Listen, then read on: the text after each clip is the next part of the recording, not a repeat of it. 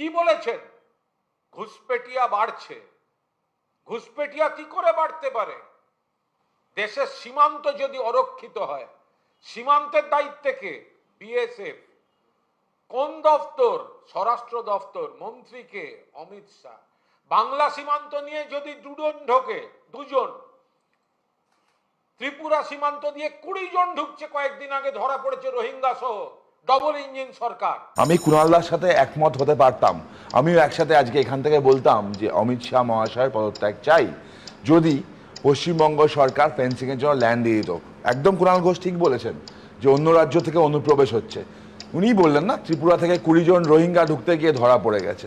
Fact হচ্ছে অন্য রাজ্য থেকে যখন অনুপ্রবেশ হচ্ছে তারা ধরা পড়ছে।